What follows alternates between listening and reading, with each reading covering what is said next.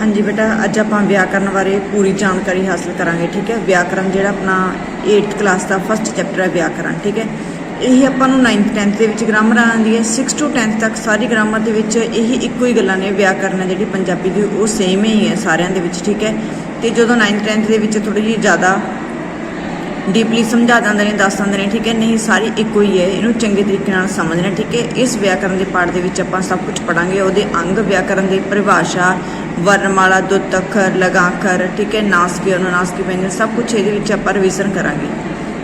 व्याकरण की है? किसी बोली या भाषा को शुद्ध रूप में लिखना या बोलने लई जिन्हां नियमां की वरतों की जाती है उसनूं असीं की कहने आ, व्याकरण कहा जाता है। ठीक है, किसी बोली या भाषा कोई भी हो सकती है, पंजाबी, हिंदी कोई भी हो सकती है। ठीक है, इंग्लिश, उन्होंने शुद्ध रूप में जो असीं लिखना है या बोलने लई जिन्हां नियमां की वरतों की जाती है उन्होंने व्याकरण कहा जाता है। ठीक है, भाषा संबंधी व्याकरण के नियम बाहरों नहीं ले जाते, सगों वो उस भाषा के विचों ही पछाणे जाते हैं। किसी एक भाषा के इन्होंने नियमों को किसी दूसरी भाषा उत्ते इन बिन लागू नहीं किया जा सकता। हुण आपां ये तो नहीं है भी पंजाबी दे विच हिंदी के वर्ड मिक्स कर देंगे या इंग्लिश के कर देंगे। ठीक है, जिहड़ी भाषा है सिर्फ आपां उस भाषा के विच ही उसदे नियम ने जिहड़े वो लागू कर सकते हैं।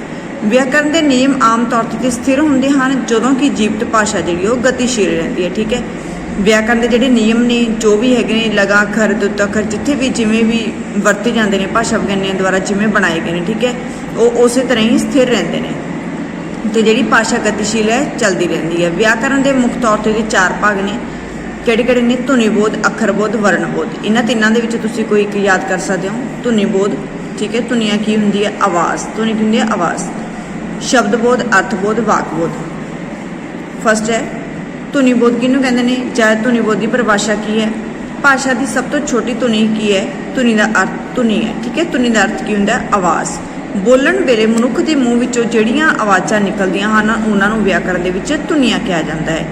ये धुनियां कई प्रकार दियां हुंदियां ने। आवाज़ धुनियां दे मेल तो ही भाषा बनती है। ठीक है, जदों धुनी की हुंदी जिवें अपने 3 स्वर अखर ने ऊड़ा, आड़ा, ईड़ी, जदों आपां इन्हां नूं मात्रावां लगा दिंदे हां तां उन्हां दी आवाज़ पैदा हुंदी है, धुनी पैदा हुंदी है।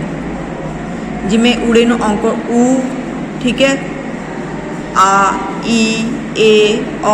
ठीक है, इस तरह आप अगे पढ़ांगे उहदे विच तुहानूं समझ आ जाएगा। ये धुनियां कई प्रकार दी होंदियां, धुनियां दे मेल तो ही भाषा बनती है। पंजाबी भाषा बोलण वेले मनुख के मूँह विचों जिहड़ियां आवाज़ां निकलदियां हन उहनूं असीं पंजाबी दे विच धुनियां कहने आ। नैक्सट की है? शब्दबोध। ठीक है, शब्दबोध किस नूं कहंदे ने? पहलां आपां धुनीबोध पढ़िया, फिर शब्दबोध।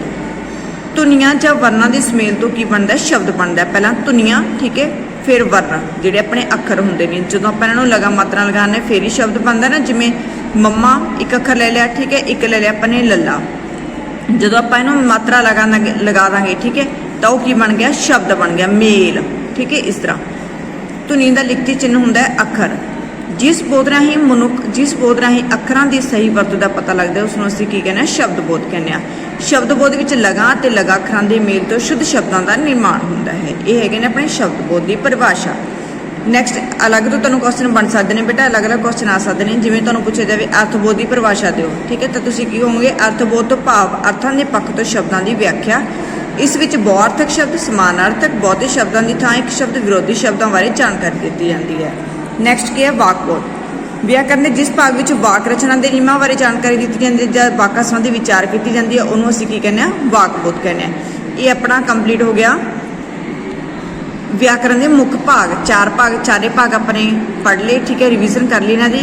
सब तो पहला की क्वेश्चन बनता सीगा? व्याकरण। व्याकरण की परिभाषा लिखो। ठीक है, जब व्याकरण किस नूं कहंदे हन वो तुसीं ने इत्थे तक कर लियो याद, बहुत है। ठीक है, इत्थे तक। फिर उस तो बाद तुहानूं क्वेश्चन पूछा जाएगा व्याकरण के मुख्य तौर पर कितने अंग ने? 4 अंग ने। उन्होंने डिफाइन करना। अलग अलग क्वेश्चन आ सकते हैं, तुसीं इस तरह इन्होंने लिखना है। ठीक है, नैक्सट बेटा की है? भाषा या बोली। भाषा या बोली एक अजिहा साधन है जिस राही मनुख अपने मन के विचार या मनोभावां नूं दूजिआं दे नाल साझा करता है। ठीक है, मनुख मुੱਢ तो ही मतलब शुरू तो ही अपने विचार दूजिआं नाल साझे करता रहा है। भावें इन्हां विचारां नूं प्रगट करने लई दे साधन जिहड़े वखरे वखरे ने, जिवें सारिਆਂ नाल इशारिਆਂ नाल ਜਾਂ तस्वीरां पा के। ठीक है, शुरू तो ही मनुख पहलां तो कोई बोली भाषा बोलनी नहीं आती सीगी, ਜਾਂ इशारे किए जाते सी, ਜਾਂ कोई चिन्ह वगैरह होंदे सी, ਜਾਂ तस्वीर पा के दूसरे नूं अपनी बोली बारे समझाया जाता सीगा। ठीक है, ਹੌਲੀ ਹੌਲੀ ਭਾਸ਼ਾ ਵਿਗਿਆਨੀਆਂ ਨੇ ਠੀਕ ਹੈ ਭਾਸ਼ਾ ਦੇ ਨਿਯਮ ਬਣਾਏ ਤੇ ਭਾਸ਼ਾ ਜਿਹੜੀ ਬੋਲਣੀ ਹੈ ਬੋਲ ਕੇ ਅਸੀਂ ਇੱਕ ਦੂਜੇ ਰਾਹੀਂ ਬੋਲਚਾਲ ਦੀ ਬੋਲ ਰਾਹੀਂ ਇੱਕ ਦੂਜੇ ਨਾਲ ਬੋਲ ਕੇ ਅਸੀਂ ਦੂਸਰੇ ਨੂੰ ਗੱਲ ਸਮਝਾਉਣ ਲੱਗੇ ਤੇ ਆਪਣੀ ਗੱਲ ਹੈ ਜਿਹੜੀ ਦੂਸਰੇ ਨੂੰ ਸਮਝਾਉਣ ਲੱਗੇ ਤੇ ਦੂਸਰੇ ਦੀ ਗੱਲ ਅਸੀਂ ਸਮਝਣ ਲੱਗੇ। ਭਾਸ਼ਾ ਦਾ ਅਜੋਕਾ ਰੂਪ ਜਿਹੜਾ ਅੱਜ ਦੇ ਸਮੇਂ ਦੇ ਵਿੱਚ ਹੌਲੀ ਹੌਲੀ ਹੋਣ ਦੇ ਵਿੱਚ ਆਇਆ ਮੂਲ ਰੂਪ ਵਿੱਚ ਕੀ ਸੀਗਾ ਮੌਖਿਕ ਰਹੀ। ਮੌਖਿਕ ਮਤਲਬ ਬੋਲਚਾਲ ਦੀ ਭਾਸ਼ਾ ਰਹੀ। ਬੋਲੀ ਸ਼ਬਦ ਵੀ ਬੋਲ ਤੋਂ ਬਣਿਆ ਹੈ ਠੀਕ ਹੈ ਬੋਲ ਮਤਲਬ ਬੋਲਣਾ ਉਹ ਤੋਂ ਬਣਿਆ ਬੋਲੀ ਸ਼ਬਦ।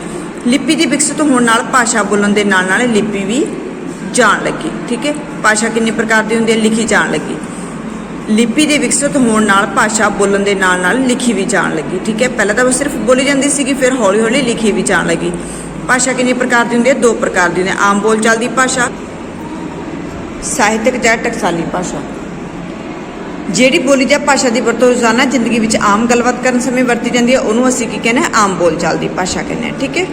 ਬਸ ਇੱਥੇ ਤੱਕ ਤੁਸੀਂ ਜੇ ਤੁਹਾਨੂੰ ਕੁਐਸਚਨ ਪੁੱਛ ਲਿਆ ਬੋਲਚਾਲ ਦੀ ਭਾਸ਼ਾ ਜਾਂ ਮੌਖਿਕ ਬੋਲੀ ਕਿਸ ਨੂੰ ਕਹਿੰਦੇ ਹਨ ਤਾਂ ਇੱਥੇ ਤੱਕ ਰਾਈਟ ਕਰ ਸਕਦੇ ਹੋ ਤੁਸੀਂ। ਇਸ ਵਿੱਚ ਅਸੀਂ ਬੋਲਣ ਸਮੇਂ ਵਾਕ ਦੇ ਕਈ ਸ਼ਬਦ ਅਧੂਰੇ ਛੱਡ ਜਾਂਦੇ ਆ ਠੀਕ ਹੈ। ਜਿਵੇਂ ਆਪਾਂ ਕਹਿੰਦੇ ਆ ਉਹ ਸਕੂਲ ਵਿੱਚ ਬੈਠਾ ਹੈ ਵਿੱਚ ਸ਼ਬਦ ਹੈ ਨਾ ਜਿਹੜਾ ਆਪਾਂ ਬੋਲਣ 'ਚ ਕੀ ਕਹਾਂਗੇ ਲਿਖਣ ਦੇ ਵਿੱਚ ਆਪਾਂ ਵਿੱਚ ਲਿਖਾਂਗੇ ਬੋਲਣ ਦੇ ਵਿੱਚ ਉਹ ਸਕੂਲ 'ਚ ਬੈਠਾ ਹੈ ਚੱਚਾ ਠੀਕ ਹੈ। ਚੱਚੇ ਦੇ ਉੱਪਰ ਆਪਾਂ ਇਸ ਤਰ੍ਹਾਂ ਛੁੱਟ ਮਰੋੜੀ ਪਾ ਦਾਂਗੇ ਠੀਕ ਹੈ ਉਹ ਸਕੂਲ 'ਚ ਬੈਠਾ ਹੈ। ਇਸ ਤਰ੍ਹਾਂ ਬੋਲਣ ਦੇ ਸਮੇਂ ਅਸੀਂ ਕਈ ਸ਼ਬਦ ਅਧੂਰੇ ਛੱਡ ਜਾਂਦੇ ਆ ਪਰ ਲਿਖਣ ਦੇ ਗੱਲ ਸਾਰੀ ਸਮਝ ਆ ਜਾਂਦੀ ਹੈ ਪਰ ਲਿਖਣ ਦੇ ਵਿੱਚ ਕੀ ਹੈ ਅਸੀਂ ਸਾਰਾ ਕੁਝ ਲਿਖਦੇ ਹਾਂ। ਨੈਕਸਟ ਕੀ ਹੈ ਲਿਖਤੀ ਜਾਂ ਸਾਹਿਤਕ ਬੋਲੀ ਜਾਂ ਟਕਸਾਲੀ ਬੋਲੀ ਠੀਕ ਹੈ। ਜਿਹੜੀ ਬੋਲੀ ਜਾਂ ਭਾਸ਼ਾ ਦੀ ਵਰਤੋਂ ਲਿਖਣ ਸਮੇਂ ਕੀਤੀ ਜਾਂਦੀ ਹੈ ਉਹਨੂੰ ਅਸੀਂ ਕੀ ਕਹਿੰਦੇ ਲਿਖਤੀ ਜਾਂ ਸਾਹਿਤਕ ਜਾਂ ਟਕਸਾਲੀ ਭਾਸ਼ਾ ਕਹਿੰਦੇ ਹਾਂ। ਇਹ ਵਿਆਕਰਨ ਦੇ ਨਿਯਮਾਂ ਅਨੁਸਾਰ ਜੇ ਵਿਆਕਰਨ ਦੇ ਨਿਯਮਾਂ ਦੇ ਵਿੱਚ ਵੱਜੀ ਹੁੰਦੀ ਹੈ ਮਤਲਬ ਬੰਨੀ ਹੁੰਦੀ ਹੈ ਠੀਕ ਹੈ। ਇਹ ਨਹੀਂ ਹੈਗਾ ਆਪਾਂ ਵੀ ਊੜੇ ਤੋਂ ਬਾਅਦ ਆਪਾਂ ਸੱਸਾ ਲਿਖਤਾ ਜਾਂ ਕੱਕਾ ਲਿਖਤਾ ਇਸ ਤਰ੍ਹਾਂ ਨਹੀਂ ਜਿਵੇਂ ਤਰਤੀਬ ਵਾਈਜ਼ ਅਗਰ ਲਿਖੇ ਹੋਏ ਨੇ ਉਸੇ ਤਰ੍ਹਾਂ ਹੀ ਅਸੀਂ ਵਿਆਕਰਨ ਦੇ ਨਿਯਮਾਂ ਦੀ ਵਰਤੋਂ ਕਰਦੇ ਹਾਂ। ਇਸ ਤਰ੍ਹਾਂ ਹੀ ਸਾਹਿਤ ਦੀ ਰਚਨਾ ਕੀਤੀ ਜਾਂਦੀ ਹੈ। ਸਾਰਾ ਸਾਹਿਤ ਹੈ ਜਿਹੜਾ ਆਪਣਾ ਤਾਂ ਉਹਦੀ ਰਚਨਾ ਕੀਤੀ ਜਾਂਦੀ ਹੈ ਠੀਕ ਹੈ। ਲਿਪੀ ਕੀ ਹੁੰਦੀ ਹੈ ਨੈਕਸਟ ਕੁਐਸਚਨ ਬਣਦਾ ਹੈ ਭਾਸ਼ਾ ਜਾਂ ਬੋਲੀ ਨੂੰ ਲਿਖਤੀ ਰੂਪ ਵਿੱਚ ਪ੍ਰਗਟ ਕਰਨ ਲਈ ਜਿਹੜੇ ਅੱਖਰਾਂ ਜਾਂ ਚਿੰਨ੍ਹਾਂ ਦੀ ਵਰਤੋਂ ਕੀਤੀ ਜਾਂਦੀ ਹੈ ਉਹਨੂੰ ਅਸੀਂ ਉਹਦੇ ਸਮੂਹ ਨੂੰ ਅਸੀਂ ਲਿਪੀ ਕਹਿੰਦੇ ਹਾਂ। ਹਰ ਪ੍ਰਮਾਣਿਕ ਭਾਸ਼ਾ ਦੀ ਆਪਣੀ ਲਿਪੀ ਹੁੰਦੀ ਹੈ। ਜਿਹੜੀ ਵੀ ਮਾਨਤਾ ਪ੍ਰਾਪਤ ਭਾਸ਼ਾ ਉਹਦੀ ਆਪਣੀ ਲਿਪੀ ਹੁੰਦੀ ਹੈ ਪੰਜਾਬੀ ਇੰਗਲਿਸ਼ ਹਿੰਦੀ ਹਰੇਕ ਦੀ ਠੀਕ ਹੈ। ਉਸੇ ਲਿਪੀ ਵਿੱਚ ਉਸੇ ਭਾਸ਼ਾ ਨੂੰ ਸਫਲਤਾ ਨਾਲ ਲਿਖਿਆ ਜਾ ਸਕਦਾ ਹੈ। ਪੰਜਾਬੀ ਭਾਸ਼ਾ ਨੂੰ ਲਿਖਣ ਲਈ ਕਿਹੜੀ ਲਿਪੀ ਢੁਕਵੀਂ ਹੈ ਅਲੱਗ ਤੋਂ ਕੁਐਸਚਨ ਬਣਦਾ ਹੈ ਤਾਂ ਤੁਸੀਂ ਉਹਦਾ ਆਨਸਰ ਲਿਖੋਗੇ ਪੰਜਾਬੀ ਭਾਸ਼ਾ ਨੂੰ ਲਿਖਣ ਲਈ ਗੁਰਮੁਖੀ ਲਿਪੀ ਦੀ ਵਰਤੋਂ ਕੀਤੀ ਜਾਂਦੀ ਹੈ। ਇਹ ਹੀ ਇਸ ਭਾਸ਼ਾ ਦੀ ਢੁਕਵੀਂ ਲਿਪੀ ਹੈ। ਹਿੰਦੀ ਭਾਸ਼ਾ ਦੀ ਲਿਪੀ ਕਿਹੜੀ ਹੈ ਦੇਵਨਾਗਰੀ ਤੇ ਅੰਗਰੇਜ਼ੀ ਭਾਸ਼ਾ ਦੀ ਹੈ ਰੋਮਨ। ਨੈਕਸਟ ਕੁਐਸਚਨ ਬਣਦਾ ਬੇਟਾ ਵਰਣਮਾਲਾ ਕਿਸ ਨੂੰ ਕਹਿੰਦੇ ਹਨ। ਗੁਰਮੁਖੀ ਅੱਖਰ ਜਦੋਂ ਨਿਸ਼ਚਿਤ ਤਰਤੀਬ ਰੂਪ ਦੇ ਵਿੱਚ ਲਿਖੇ ਜਾਂਦੇ ਹਨ ਤਾਂ ਉਹਨੂੰ ਅਸੀਂ ਕੀ ਕਹਿੰਦੇ ਹਾਂ ਗੁਰਮੁਖੀ ਵਰਣਮਾਲਾ ਕਿਹਾ ਜਾਂਦਾ ਹੈ। ਗੁਰਮੁਖੀ ਲਿਪੀ ਦੇ ਕਿੰਨੇ ਅੱਖਰ ਨੇ ਟੋਟਲ 35 ਅੱਖਰ ਨੇ। ਸਭ ਤੋਂ ਪਹਿਲਾਂ 35 ਅੱਖਰ ਸੀਗੇ ਠੀਕ ਹੈ ਪੁਰਾਤਨ ਸਮੇਂ ਦੇ ਵਿੱਚ।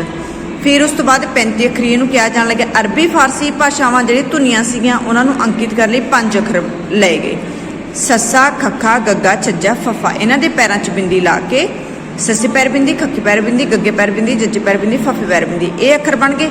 ਟੋਟਲ ਕਿੰਨੀ ਗਿਣਤੀ ਬਣ ਗਈ ਇਹਨਾਂ ਦੀ 40। 35 ਪਹਿਲਾਂ ਸੀ ਅਰਬੀ ਫਾਰਸੀ ਧੁਨੀਆਂ ਨੂੰ ਅੰਕਿਤ ਕਰਨ ਲਈ 5 ਅੱਖਰ ਲੈ ਗਏ 40 ਹੋ ਗਈ। ਫਿਰ ਹੈਗਾ 1 ਅੱਖਰ ਪੰਜਾਬੀ ਵਿਭਾਗ ਪਟਿਆਲਾ ਠੀਕ ਹੈ। ਪੰਜਾਬੀ ਭਾਸ਼ਾ ਵਿਭਾਗ ਨੇ ਪੰਜਾਬੀ ਯੂਨੀਵਰਸਿਟੀ ਦੇ ਵਿੱਚ ਪਟਿਆਲੇ ਨੇ ਉਹਨਾਂ ਨੇ ਇੱਕ ਹੋਰ ਧੁਨੀ ਦੀ ਪਹਿਚਾਣ ਕੀਤੀ ਲੱਲਾ। ਲੱਲੇ ਪੈਰ ਬਿੰਦੀ ਲਗਾ ਕੇ ਅੱਖਰ ਦੇ ਵਿੱਚ ਬਣਾਉਣ ਲੱਗ ਗਿਆ ਠੀਕ ਹੈ ਬਣ ਗਿਆ ਸ਼ਬਦ ਇਹ ਅੱਖਰ ਬਣ ਗਿਆ। ਇਹ ਤਾਲਵੀ ਧੁਨੀ ਨੂੰ ਪ੍ਰਗਟ ਕਰਦਾ। ਬੋਲ ਕੇ ਦੇਖੋ ਲੱਲੇ ਪੈਰ ਬਿੰਦੀ ਜਿਹੜੀ ਸਾਡੀ ਜੀਭ ਹੈ ਉਹ ਸਖਤ ਤਾਲੂਏ ਨੂੰ ਛੂੰਹਦੀ ਹੈ ਠੀਕ ਹੈ। ਜਿਵੇਂ ਹੁਣ ਆਪਾਂ ਲਿਖਾਂਗੇ ਪਟਿਆਲਾ ਲਿਖਣ ਦੇ ਵਿੱਚ ਤਾਂ ਆਪਾਂ ਪਟਿਆਲਾ ਬੋਲਦੇ ਹਾਂ ਪਰ ਬੋਲਣ ਦੇ ਵਿੱਚ ਜਿਹੜੀ ਆਵਾਜ਼ ਹੈ ਉਹ ਕੀ ਕਹਿੰਦੇ ਪਟਿਆਲਾ ਠੀਕ ਹੈ। ਜਿਵੇਂ ਤਲ ਹੁਣ ਆਪਾਂ ਇੱਥੇ ਲਿਖਾਂਗੇ ਤਲ ਇੱਕ ਤਾਂ ਹੁੰਦਾ ਸਮੁੰਦਰ ਦਾ ਤਲ ਠੀਕ ਹੈ। ਇੱਕ ਆਪਾਂ ਲਿਖਾਂਗੇ ਵੀ ਜਿਹੜਾ ਹਲਵਾਈ ਹੈ ਉਹ ਪਕੌੜੇ ਤਲ ਰਿਹਾ ਹੈ ਇਸ ਤਰ੍ਹਾਂ ਆਵਾਜ਼ ਆਉਂਦੀ ਹੈ ਠੀਕ ਹੈ। ਇੱਕ ਹੁੰਦਾ ਪਲ ਕੀ ਹੁੰਦਾ ਉਹ ਪਲ ਪਰ ਖੇਡ ਕੇ ਸੌਂ ਗਿਆ ਠੀਕ ਹੈ। ਇੱਕ ਹੁੰਦਾ ਉਹ ਖਾ ਪੀ ਕੇ ਪਲ ਰਿਹਾ ਹੈ ਠੀਕ ਹੈ। ਇਸ ਤਰ੍ਹਾਂ ਇਹ ਡਿਫਰੈਂਸ ਹੈ ਇਹਨਾਂ ਦਾ। ਫਿਰ ਨੈਕਸਟ ਕੀ ਹੈ ਇਹਨਾਂ ਦੀ ਗਿਣਤੀ ਫਿਰ ਟੋਟਲ ਕਿੰਨੀ ਹੋ ਗਈ 41। ਸਮਝ ਕੇ ਪਹਿਲਾਂ 35 ਅੱਖਰ ਸੀ ਪੁਰਾਤਨ ਸਮੇਂ ਦੇ ਵਿੱਚ ਅਜੋਕੇ ਸਮੇਂ ਦੇ ਵਿੱਚ ਗੁਰਮੁਖੀ ਵਰਣਮਾਲਾ ਦੇ ਅੱਖਰਾਂ ਦੀ ਗਿਣਤੀ 41 ਹੈ। ਫਿਰ ਉਸ ਤੋਂ ਬਾਅਦ ਤੁਹਾਨੂੰ ਅਲੱਗ ਤੋਂ ਕੁਐਸਚਨ ਕੀ ਬਣ ਸਕਦਾ ਹੈ ਗੁਰਮੁਖੀ ਵਰਣਮਾਲਾ ਨੂੰ ਕਿੰਨੇ ਵਰਗਾਂ ਦੇ ਵਿੱਚ ਵੰਡਿਆ ਗਿਆ ਹੈ ਤੁਸੀਂ ਕਹੋਗੇ 8 ਵਰਗਾਂ ਦੇ ਵਿੱਚ ਵੰਡਿਆ ਗਿਆ ਹੈ। ਕਿਹੜੇ ਕਿਹੜੇ ਨੇ ਮੁੱਖ ਵਰਗ ਸਭ ਤੋਂ ਪਹਿਲਾਂ ਊੜੇ ਦੇ ਸ਼ੁਰੂ ਹੁੰਦਾ ਫਿਰ ਕਵਰਗ ਚਵਰਗ ਟਵਰਗ ਤਵਰਗ ਪਵਰਗ ਅੰਤਿਮ ਵਰਗ ਤੇ ਨਵੀਨ ਵਰਗ ਠੀਕ ਹੈ। ਅੰਤਿਮ ਵਰਗ ਪਹਿਲਾਂ ਏ ਸੀਗਾ ਠੀਕ ਹੈ ਕਿਉਂਕਿ ਡਾੜੇ ਤੱਕ 35 ਅੱਖਰ ਬਣਦੇ ਸੀਗੇ। ਫਿਰ ਨਵੀਨ ਵਰਗ ਕਿਹੜਾ ਬਣ ਗਿਆ ਇਹ ਨਵੇਂ ਅੱਖਰ ਲਏ ਗਏ ਅਰਬੀ ਫਾਰਸੀ ਦੀਆਂ ਧੁਨੀਆਂ ਨੂੰ ਅੰਕਿਤ ਕਰਨ ਦੇ ਲਈ ਠੀਕ ਹੈ। ਉਸ ਤੋਂ ਬਾਅਦ ਫਿਰ ਕੀ ਧੁਨੀਆਂ ਦੀਆਂ ਕਿਸਮਾਂ ਕਿੰਨੀਆਂ ਹੁੰਦੀਆਂ ਨੇ ਸਵਰ ਤੇ ਵਿਅੰਜਨ 2 ਪ੍ਰਕਾਰ ਦੀਆਂ ਹੁੰਦੀਆਂ ਨੇ। ਸਵਰ ਧੁਨੀਆਂ ਉਹ ਨੇ ਜਿਨ੍ਹਾਂ ਨੂੰ ਬੋਲਣ ਸਮੇਂ ਉਚਾਰਨ ਅੰਗ ਨੇ ਜਿਹੜੇ ਕੋਈ ਰੁਕਾਵਟ ਨਹੀਂ ਪਾਉਂਦੇ ਜਿਵੇਂ ਬਿਨਾਂ ਰੁਕੇ ਜਿਹੜੀ ਆਵਾਜ਼ ਹੈ ਸਾਡੇ ਫੇਫੜਿਆਂ ਦੇ ਵਿੱਚੋਂ ਬਾਹਰ ਨਿਕਲਦੀ ਹੈ ਊੜਾ ਆੜਾ ਈੜੀ ਤਿੰਨ ਸਵਰ ਅੱਖਰ ਨੇ, ਠੀਕ ਹੈ।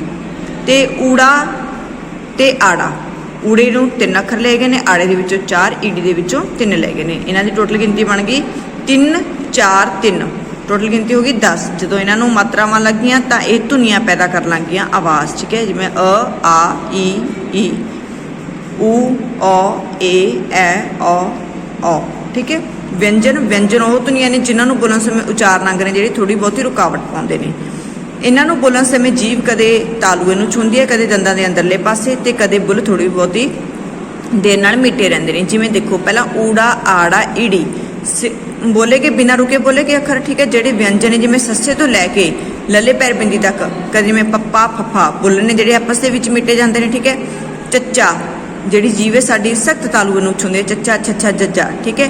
ਉਸ ਤੋਂ ਬਾਅਦ ਫਿਰ ਤੱਤਾ ਥੱਥਾ ਦੱਦਾ ਜੀਵੇ ਸਾਡੀ ਦੰਦਾਂ ਨੂੰ ਛੂੰਹਦੀ ਹੈ। ਬੋਲ ਕੇ ਦੇਖਿਓ ਫਿਰ ਤੁਹਾਨੂੰ ਸਮਝ ਆ ਜਾਏਗੀ, ਠੀਕ ਹੈ। ਇਹ ਸਾਡੇ ਜਿਹੜੀ ਪੰਜਾਬੀ ਵਰਣਮਾਲਾ ਦੇ ਅੱਖਰ ਨੇ 38 ਨੇ, ਠੀਕ ਹੈ। ਸੱਸੇ ਤੋਂ ਲੈ ਕੇ ਲੱਲੇ ਪੈਰ ਬਿੰਦੀ ਤੱਕ ਵਿਅੰਜਨ ਅੱਖਰ ਨੇ ਜਿਹੜੇ 38 ਨੇ, ਤੇ ਸਾਡੇ ਜਿਹੜੇ ਸਵਰ ਨੇ ਉਹ 3 ਨੇ, ਊੜਾ ਆੜਾ ਈੜੀ। ਬਾਕੀ ਦਾ ਬੇਟਾ ਹਾਫ ਚੈਪਟਰ ਆਪਾਂ ਨੈਕਸਟ ਵੀਡੀਓ ਦੇ ਵਿੱਚ ਕਰਾਂਗੇ, ਠੀਕ ਹੈ। ਇਹਨੂੰ ਧਿਆਨ ਨਾਲ ਤੁਸੀਂ ਸਮਝ ਲੈਣਾ, ਇਸ ਨੂੰ ਧਿਆਨ ਨਾਲ ਸਮਝ ਕੇ ਯਾਦ ਕਰ ਲੈਣਾ। ਬਹੁਤ ਇੰਪੋਰਟੈਂਟ ਕੁਐਸਚਨ ਨੇ ਇਹ, ਗ੍ਰਾਮਰ ਦੇ ਵਿੱਚ 30 ਮਾਰਕਸ ਦੀ ਜਿਹੜੀ ਤੁਹਾਡੀ ਗ੍ਰਾਮਰ ਹੁੰਦੀ ਹੈ ਉਹਦੇ ਵਿੱਚ ਹੀ ਆਉਂਦੇ ਨੇ ਇਹ, ਠੀਕ ਹੈ।